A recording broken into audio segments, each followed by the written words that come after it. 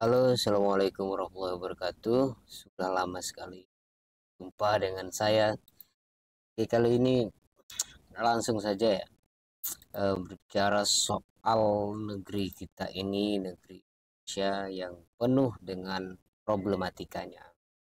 Salah satunya ini saya akan bacakan tentang isu lama tentang KPK optimistis perkara Hasto berlanjut mesti tanpa Harun Masiku. Ini sudah lama ya, sejak 2024 yang lalu. Nah, di sini tertanggal Desember. Ini salah satu berita lanjutan, di mana Hasto waktu itu, sebagaimana kita ketahui, diduga atau terduga. Kemudian kalau bahasanya apa namanya, bahasa hukum itu dugaan ya. Sekarang sudah menjadi tersangka.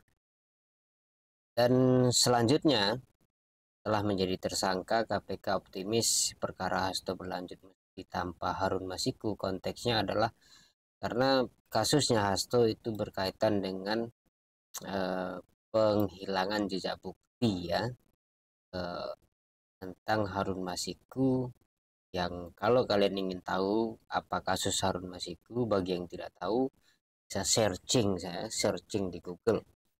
Harun Masiku menghilang karena sudah apa namanya, kaitan dengan kasus besar ya,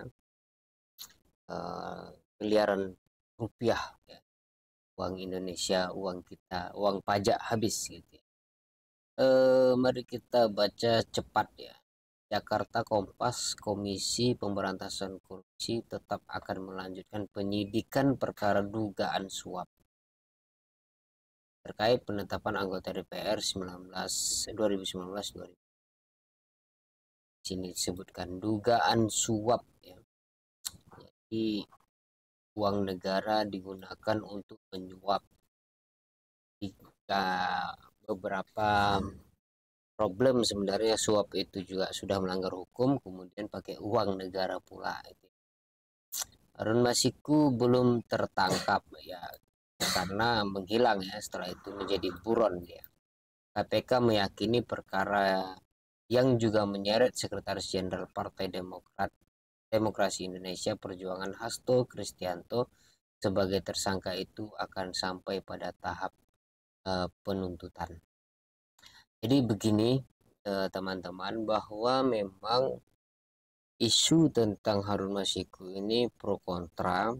Ada yang membacanya secara politis bahwa Harun Masiku itu ditangkap karena perlawanan politik atau ada perbedaan pandangan politik dengan kasus-kasus remeh di belakangnya, yaitu pengkhianatan Jokowi terhadap PDIP.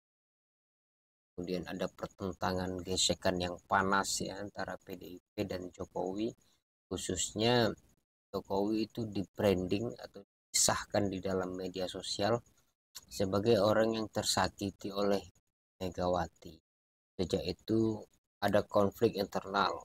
Jokowi menunjukkan siapa dirinya, bahwa dia memiliki basis yang sangat kuat. Kemudian ini pembacaan politis ya. Satu persatu kasus-kasus PDIP dibongkar oleh pemerintah.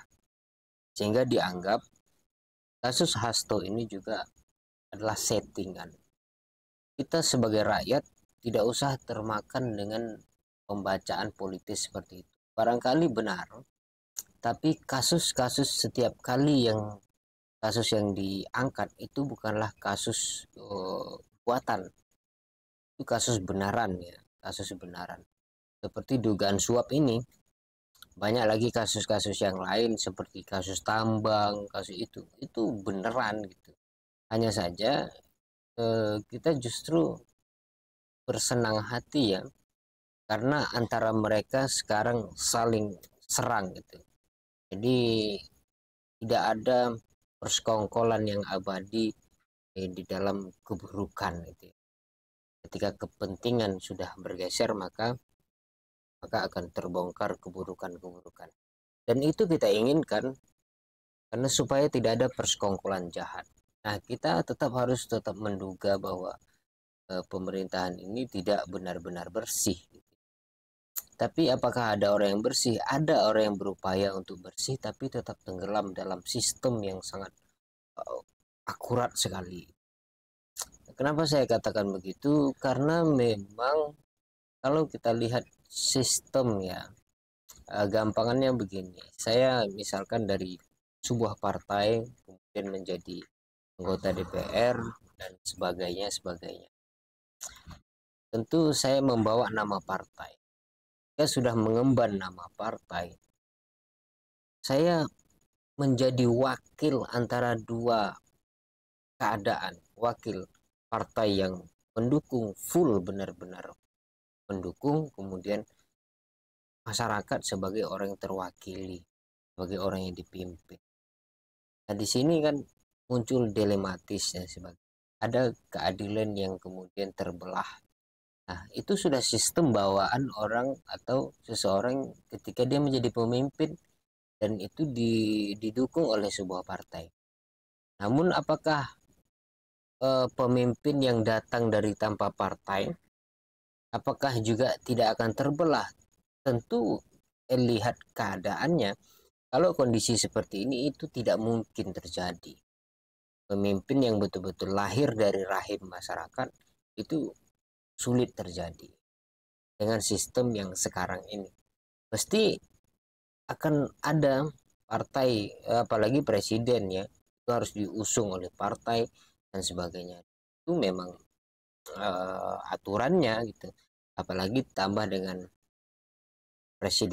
presidensial threshold 20%, batas batas minimum untuk mencalonkan presiden 20% jumlah suara. Nah, ini yang menyebabkan ada dilematis itu. Apakah suatu saat akan bisa rakyat biasa mengusung pemimpinnya sendiri? Itu sangat hampir bahkan mustahil, karena itu tidak mungkin terjadi. Kalaupun ada misalnya seperti Anies Baswedan yang tidak terikat oleh oleh partai, tapi dia tetap terikat oleh janji-janji politik dengan partai-partai, janji-janji politik dengan pemodal dan sebagainya. Dan memang sistem kita yang membuat pemimpin kita itu tersaring dengan sedemikian api, sedemikian baik, dan akhirnya melahirkan orang-orang yang betul-betul sulit tersaring dengan baik gitu, dalam arti terpilih orang yang betul-betul hebat gitu.